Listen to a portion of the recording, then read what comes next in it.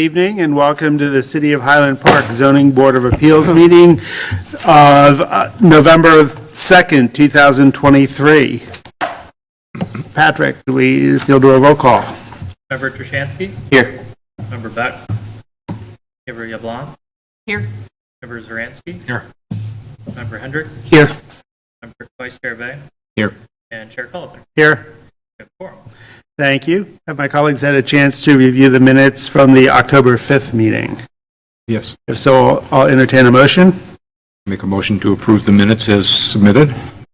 I would second that motion. That's a motion by Vice Chair Beck with a with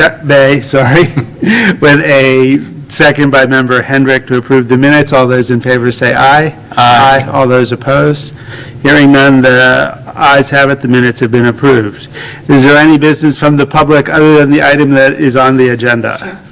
Do I need to abstain since I...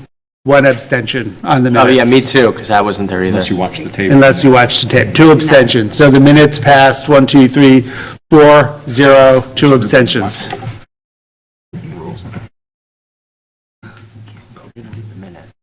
Technically, you probably shouldn't. There is no old business. New business. We have one application this evening. It is VAR-2023-00008. The property at 1760 Riders Lane. The appellant is Matthew, and I should have listened to you earlier. Kustush. Okay. I have one of those names too, so don't worry about it. Patrick, your floor is yours. So the application is 1760 Riders Lane. The applicant is Matthew Kustish on behalf of the owners Trent and Jennifer Niederberger. The proposal is to construct a new addition within the front yard setback and the subdivision building line. It is located in the R3 zoning district and meets the minimum lot size requirement. According to Lake County Assessor's Office, the existing home was built in 1959. This is just the zoning of the area. It's surrounded by other R3 zoning lots. So the requested relief is to encroach in both the front yard setback and subdivision building line by 33.75 feet from the northern property line. Here you'll see an aerial, and the improvements will be happening north of the primary structure. So this one is a little interesting, so I'm just going to walk you through a little bit of the background. The plot survey here, you'll see an orange and dark blue line. The orange line is an ingress and egress easement of 16.5 feet. And then from that line is where we would measure the front yard setback and the subdivision building setback of 40 feet. If you'll notice that it is within the existing primary house, and that is because the house was originally subdivided after the construction of the house. So this is a plot survey from 1956 where it shows this long parcel and the existing house with the concrete patio existing in 1956. You'll notice that the assessor had it off, but we know that at least the house had been there during the 1950s. And then this is the River Ridge subdivision, which was made in 1969. The current property is lot 7 there, where now you can see the addition of this subdivision building line and the easement for that private road that helps access all of the created lots. So this house existed before this subdivision and created a non-conforming situation. And you'll see that the blue shaded on the left was the existing house and patio. And now the yellow is where the homeowners would like to add the addition where the current patio sits. Here's some property photos of the area to help kind of understand the area. This is where the addition will be taking place. And this is kind of where the private road is, showing the tree and bush structure that kind of buffers from the neighbors. Here's a few elevations to help visualize what the structure will look like. It's just a single-story addition where that patio would be. This is looking from the east side of the house, the north, where it's the addition, and then they're retaining some of the patio space. They're not making anything new. That's just kind of where the patio still was existing. And then from the west, here's just another look at it. So just kind of wrap up and talk through this again one more time, because I threw kind of a lot of information at you. The orange and dark blue lines. The orange is the easement, dark blue is the setback requirements, which showing the nonconformity of this house. They are requesting for 33.75 feet of encroachment to the subdivision building line and the front yard setback. The proposed addition is 356 square feet. The updated patio area is 278 square feet, and the existing patio structure was 681 square feet. So it's less than, so the new structure is actually 47 square feet less than what was originally there. We got no other comments from staff. Forestry, building, and engineering will do everything through the building permit process. Any tree protection, grading, and drainage will all be looked at during permitting process. But we did receive one public comment that was attached to the agenda packet, and I've also provided it for you all here, and anyone here who would like to see it, it is posted here and readily available for anyone who wants to see it. So yeah, the requested relief is to encroach 33.75 feet from the northern property line for the front yard and subdivision building line. Yeah, do you have any questions? Vice Chair Bay. Could you go back to the slide that you had the easement and the setback? So are you saying the easement affects where the setback is? So since this was, let me go here. Since this is a private road, they had to create an easement for this private road. That is typical. So with the 140 case, for example, it was kind of a similar situation where that easement was created to create this road for the places at lot 4, or lot 3, 5, 2, and 6 to be able to get to their houses. Okay, so the easement is actually a road. Yes, so it's this here. Gotcha. Okay. On the other side of the easement, further away from the house, is there more of the same lot? That's part of the lot? Looks like it is. So Okay, to the north of the easement, is that part of the lot that where the structure is built? You're getting to what's the buildable area? No, I'm getting to how much would encroach but for the easement.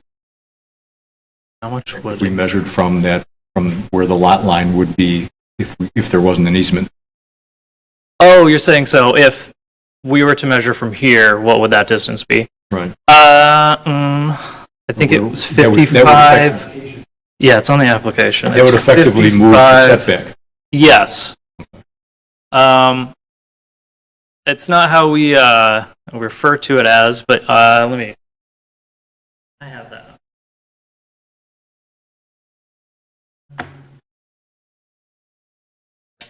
Well, it's fair to say it would obviously make it encroach less. It's if we yes, it's about 55 and change, I believe. If I remember correctly. You mentioned it, 56.5. thank you. You mentioned an established building setback line as well, but I didn't see that depicted on that diagram. Is there also an encroachment in an established building setback line? No, there's no encroachment on the established building setback. It said that it was encroaching on two things, and they were both the same. The front yard setback and the subdivision building line. Established building setback was not encroached on. Subdivision building line comes with the subdivision plat, and anything built within that area, requires zoning board approval. And is that in the same place as the building Yes, setback? Okay. they're both 40 feet. It's the same Okay, distance. that's why the request is the same for two different things. I got it. Yes, they're just stacked on top of each other. All I right now. Any other questions for Patrick? Seeing none, thank you. Would the applicant like to come up and make your case.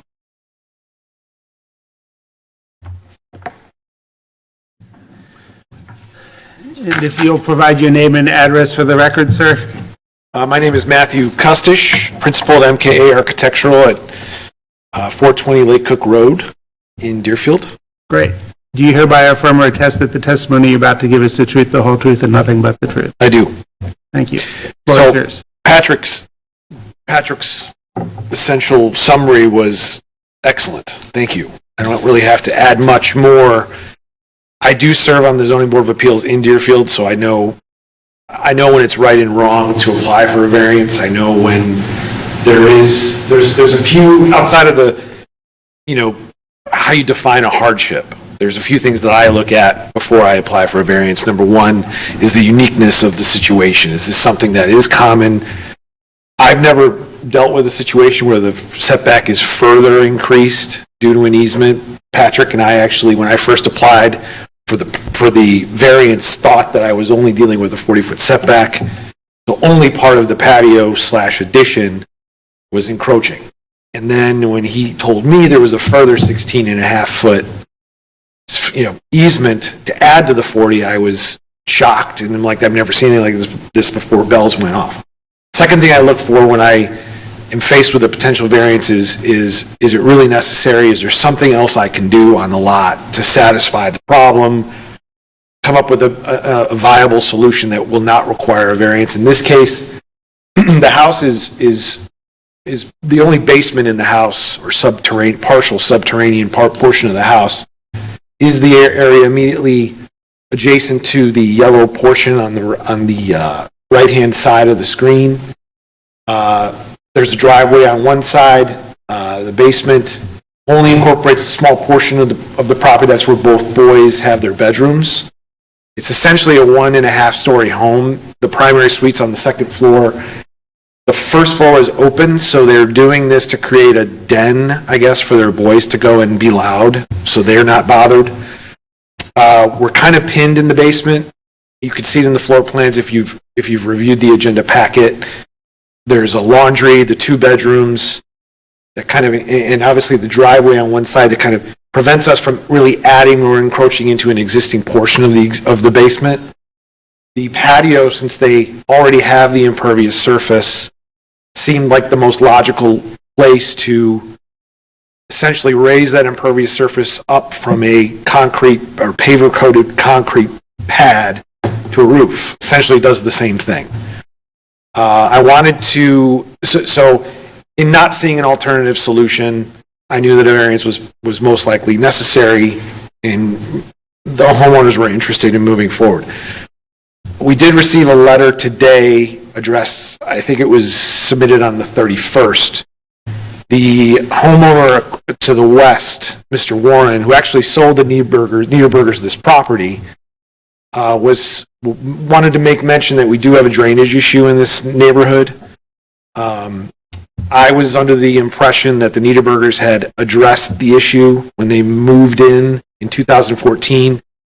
I was told, in fact, that in 2016, when they approached IG Consulting to mitigate a drainage issue on their property, they were given 2 options. They were going to move forward with the village. They got horrible feedback from the engineer and actually abandoned the application, so nothing was approved. So nothing has changed with regard to the drainage. In fact, the sump pump that pumps the water out of this subterranean patio was installed by Mr. Warren, the one who wrote the letter, which I thought was ironic. We are still planning on keeping the discharge in the current location and wanted to make sure it was on record that there will be no change to the drainage at or beyond the lot line related to this addition, because we're not changing the impervious and the sump discharge is not being relocated. Outside of that, I'm obviously very familiar now with the history of the lot. If anybody has any specific questions, I'd be happy to answer them. Member Hendrick. Would you mind just explain to me the connection between needing the addition next to the basement? Like, why couldn't it go like on the other side of the house theoretically? Is it a practicality thing? So it is subterranean. The bedrooms align the driveway, which is on the south side, and I can point to it. Let's see here. So this paved driveway area is their parking pad. There's a sport court set up, or it's not really a sport court, but it's a sporting area where the boys play basketball. The two boys' bedrooms are located in this area of the existing home. It's the partial subterranean with the second floor above. The second floor is the primary suite, and the boys are down in this area. To move to the left would obviously encroach into the driveway, which they did not want to do. They just put this in, not that it matters to you. Secondly, we've got a laundry and a bath also on that side. So relocating the plumbing underground, because it is all underground plumbing when you're subterranean, also is a deterrent. Since the patio already exists that they don't really use for 6 months out of the year, they prefer to do a roof over the existing patio in lieu of any other sort of addition to the structure. And what about the back of the house? This is the only area of the basement so basically from this point back is all slab on grade. Okay. So this is really the only subterranean area. And like I said, only includes laundry, 2 bedrooms, bath, and then there's a small common. It's about 9 by 10, which they have completely destroyed. And so that's why they wanted to add some additional space that they could use all year round. Thank you. Vice Chair Bay. Do you know whether the easement was there when the house was built, before the house was built, after the house was built? So interestingly enough, the house was built between 1956 and 1959. Probably a very long construction, because the original plat of survey has the footprint noted, but then based on the tax assessor's summary, it was built in 1959. So at that point, it was an interior lot. 10 years later, parcel 2 and parcel 1, in addition to another parcel of land just to the north, the immediate north, or that would be east. Now my north is wrong, because north is not up. So parcels 1, 2, and 3 are the parcel just adjacent to the parcel, the subject parcel in question. Lot 7 is the address, the subject property. That 7, 6, and 5, and 4 was the original parcel of land. It was an interior lot with 1 home currently located in what is now Lot 7. The subdivision happened 10 years after the home was built, in 1969. Once these 7 lots were created, obviously due to the inability to access the inward lots, they created a 33-foot wide easement to create a path for those homeowners to get to their lots. It's right on what was the lot line between the subject parcel as a whole and the one immediately adjacent. So it gets split into 16 and a half and 16 and a half on lots 1, 2, 6, and 7. Since we're on lot 7, that 16 and a half foot easement pushed the 40-foot now corner front yard setback an additional 16 and a half feet. So it's a 56 and a half foot corner side yard. Before it was a 15-foot interior side yard. That's a pretty significant change of zoning for this lot. So yes, it did change. This actually may be more of a question for staff, but I noticed that the easement says it's not only for egress, ingress, it's also a public utility easement. If there wasn't a driveway there, if there wasn't or private access road there, if it was just a public utilities easement, would that change the way we would measure or where the lot line would be considered to be, Patrick? Yes, it would. It would measure from the then property line. It's really the road that triggers the... Yes. The way the code reads is that any private or public road from that point, even if it's an easement, that's where you measure for the front yard setback. Gotcha. Thank you. Furthermore, it's the road that kicks in the corner definition, because it was an interior lot and now it's a corner, because there's two roads. And I was actually confused the first time because it is a private drive for 5 people and their guests, so it is technically public. So it's an unusual circumstance, to say the least. Any other questions? Not seeing any? Thank you. Thank you.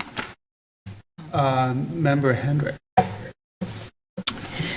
I think you identified 2 of our most important standards, and I read your letter going through everything. I think there's definitely a hardship based on the history of the lot, the way it was subdivided. It's already non-conforming, so I have no issues with that standard. I'm a little bit shaky on the first standard, which is reasonable return standard if it's used only in that way. But I think based on all the factors going on here and the fact that you'd have to move the laundry and everything like that and where the slab already is, I think it would be probably unreasonable to put it anywhere else. So I believe the standards have been met. Thank you. Member Zurinsky. I agree. I think the standards have been met. I think you've identified, clearly there's, strange hardships on this property that we don't normally see. And again, I just believe the standards have been met. Excuse me. And obviously you did look at other alternatives, which we obviously always appreciate. So thank you. Thank you. Member Trushansky. I agree with everybody else, and I'd just like to thank you for clearly articulating how the standards are met in the letter. It made it easy. It's the goal. Yeah, you've sat in our seat. Yes. Member Yablon. I agree that the standards have been met, and I also appreciate your presentation and that you stated that the present drainage pattern will remain the same. Do we need to add that to the order at all, or is that something? It's a building permit. So engineering will do a full, it'll go through a full review with engineering, and they'll have to meet every standard and code for grading and drainage. Okay, thank you. Then I'm absolutely in favor of it. Good. Vice Chair Bay. Yeah, to carry on along that thought process, I'm glad it's on the record that the existing discharge is not being altered at all. So it's part of the record, but otherwise, yeah, I agree with everybody else, and I would favor that this be granted. And I agree with my colleagues as well. It was a great presentation by both staff and the applicant. It clearly answered some of our questions that several of us came in with. So I also believe the standards have been met. So with that, I will entertain a motion. I would make a motion to adopt the order as presented in the packet. Member Yablon seconds. That's a motion by Member Hendrick with a second by Member Yablon to adopt the order as drafted. Patrick, can we get a roll call vote? Yes. Member Trushansky? Aye. Member Beck? No. Member Elon? Aye. Member Zuransky? Aye. Member Hendrick? Aye. Vice Chair Bay? Aye. Chair Call. Aye. Thank you. Congratulations. Thank you much. Patrick will probably follow up with you tomorrow or early next week. Are they as agreeable in Deerfield as we are in Highland Park? We're very competitive, Not quite as formal. No one really reads the protocol. But we have a new building department head who's cleaning it up. I'm the only architect on the board. I tend to be the only one. Well, we have a great city council who does great training for the ZBA, not to give hard a push, but. Follow up. It needs to, does need to. It becomes opinion, and it's not supposed to be opinion. Right. Thank you. Patrick, is staff report this evening? So Not staff report, but just a case briefing on 370 Beach that went to City Council. So City Council approved the ordinance O57-2023 with a vote of 6-1. 370 Beach went to City Council twice. First, it went to the October 10th meeting where Council voted 7-0 to direct staff to draft the approval ordinance. And then again on October 23rd where Council approved the ordinance. Thank you. Any questions on the staff report? Not seeing any? Is there anything miscellaneous? Council member, is there anything you'd like to say this evening? Okay. Thank you for your service. In that case, I'll entertain a motion to adjourn. Then I'll jump first. Motion to adjourn. Second. Member Zuransky, seconded by Member Trushansky to adjourn at 7:59. All those in favor say aye. Aye. All those opposed? We are hereby adjourned.